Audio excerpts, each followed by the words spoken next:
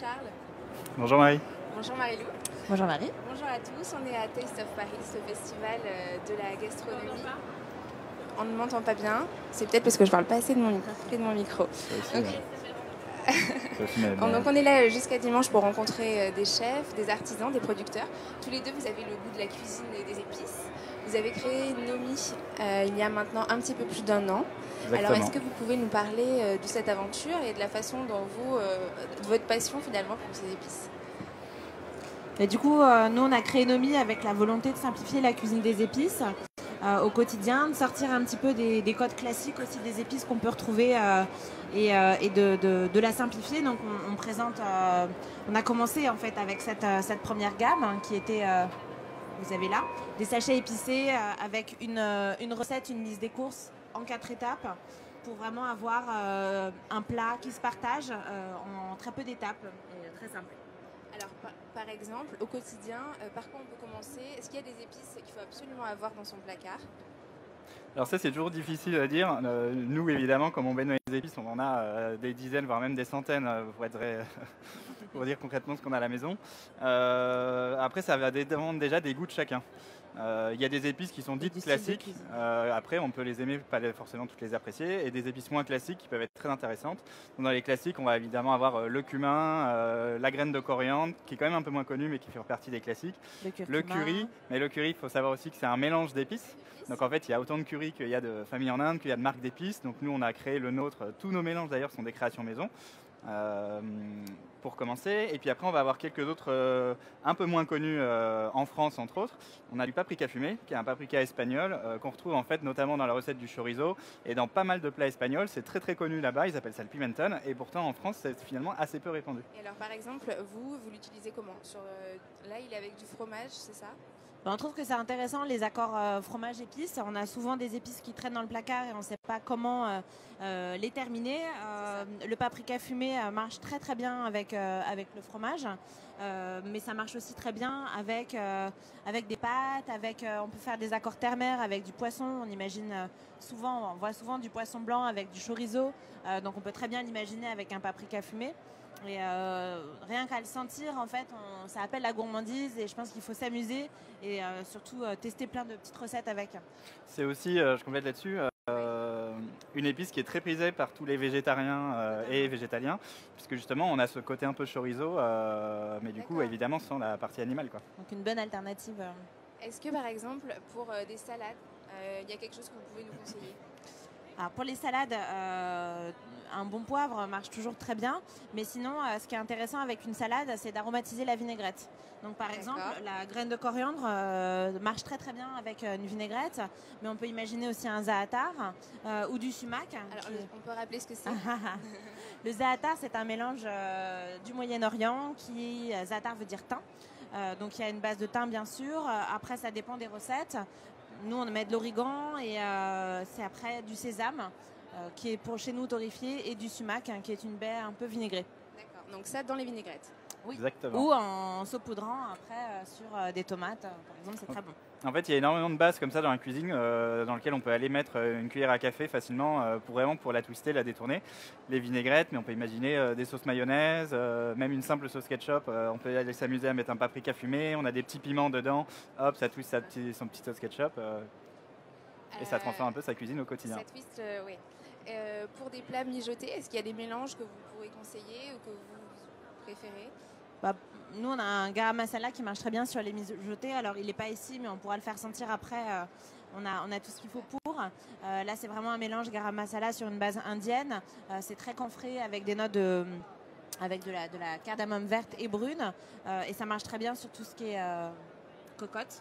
Mais après, les cocottes, les bœufs en cocotte, ce genre de plat. Après, plus globalement, même un paprika fumé dans un plat mijoté, ça apporte du goût. Ou même un piment, un petit piment chipotelé. Là, pour le coup, c'est un piment fumé mexicain.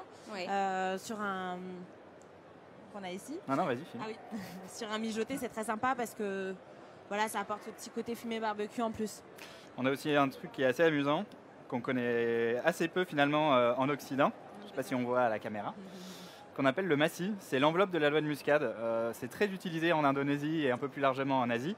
Donc il y a ce parfum de noix de muscade. C'est en contact avec la pulpe du fruit, donc c'est un côté un peu fruité. Et l'idée, c'est vraiment d'aller le garder en entier, comme ça, séché, des morceaux. Et dans des plats mijotés, ça va se diffuser lentement pendant la cuisson et c'est super agréable. Et ce que vous montrez bien avec Nomi aussi, c'est que les épices, donc ça s'associe. Souvent, c'est quelque chose qu'on hésite un peu à faire. Est-ce que vous avez apporté des mélanges, Des je petits crois. kits, ouais. Est-ce que vous pouvez nous parler de ces associations? Oui, totalement. C'était vraiment notre première gamme. On voulait, comme je le disais tout à l'heure, donner accès à des mélanges qui peuvent être originaux et qu'on n'a pas l'habitude de faire au quotidien. Nous, des mélanges qu'on connaît bien, qu'on a beaucoup testé, qu'on adore, et à chaque fois d'associer des épices qui sont pas forcément qu'on n'imagine pas forcément ensemble. Celle-ci, par exemple, on a du paprika fumé, mais on a aussi du wasabi, du sésame, des graines entières, et là, on fonctionne sur une marinade. Ce qui est intéressant avec ces sachets, c'est qu'on travaille sur différents types de cuisine. Ça peut être de la marinade, ça peut être des crevettes poêlées, ça peut être des cocottes. C'est plein de styles différents en fait. Et les épices, vous les utilisez aussi pour le sucré, avec des fruits certainement. C'est ta partie.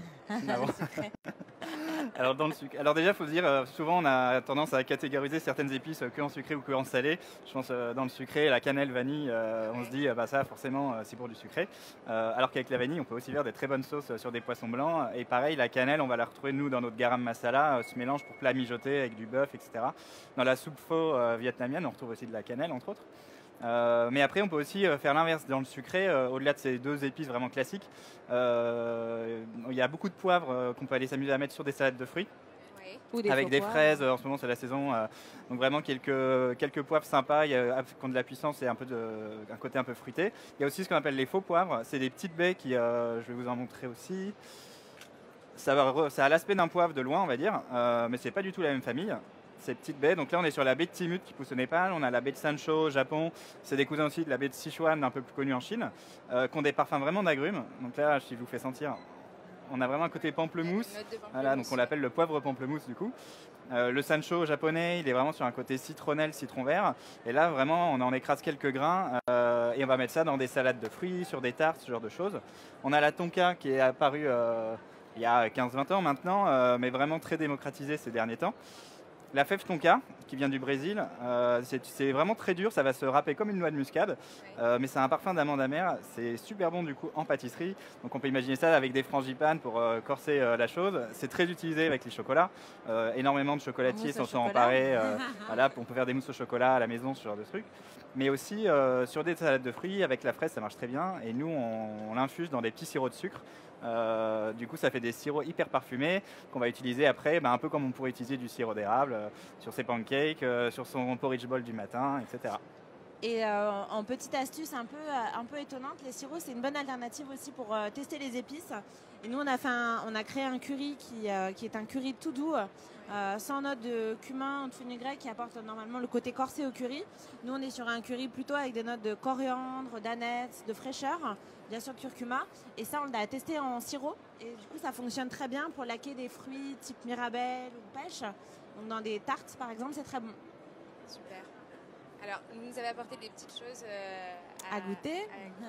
Donc, je pense que c'est des bons exemples d'associations. Alors, est-ce que vous pouvez nous en parler? Il y a par exemple de l'avocat. Oui, alors l'avocat, pour nous, c'était important d'avoir un petit mélange dédié à l'avocat. Moi, je suis une grande consommatrice d'avocat et j'avais vraiment envie de trouver un mélange qui s'accordait parfaitement avec. Donc, on a créé notre blend qu'on a appelé tout simplement l'avocat pour se simplifier les choses et que ce soit clair. Là, on est sur des notes de paprika doux, de cumin, de coriandre, de thym, d'origan, d'ail. Ça peut faire penser à un mélange un peu typé mexicain, qui marche aussi très bien, ce mélange sur des faritas ou des petit blanc de poulet poêlé, tout simplement. Des petits blancs de poulet tout simple. Et ça marche du coup très bien sur un petit guacamole ou même sur un avocado toast. Toi, après, peut-être tu veux présenter les petits Après, accords, l'idée, c'était ce qu'on disait un peu au début, comment pimper facilement un apéro entre copains avec la famille. On a toujours des pots d'épices qui traînent dans son placard et en fait c'est un moyen super rapide de faire un plateau original à apporter à table.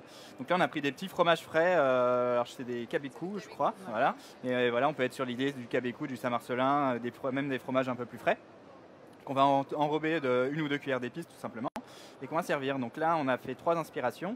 La première avec de la graine de coriandre. La graine de coriandre, elle a ce côté un peu fraîcheur, mais aussi agrumes, fruité. Et en fait, du coup, le côté fruité va très bien se marier avec ces fromages un peu frais, qui a ce côté crémeux, un peu fraîche. Là, on va être sur le paprika fumé, donc on va plutôt chercher un peu le côté sauvage du fromage. Et enfin le curcuma. Le curcuma, c'est très très doux. Alors c'est top parce que ça n'a pas forcément un parfum très prononcé. Du coup, en cuisine, c'est super facile de l'utiliser parce qu'on peut vraiment aller s'amuser à en mettre un peu partout. Et comme c'est une épice qui est officiellement reconnue par l'OMS pour ses propriétés pour la santé, faut vraiment s'amuser à en mettre un peu partout. Donc on peut aller mettre ça sur des jus, dans des pâtes à tarte, etc.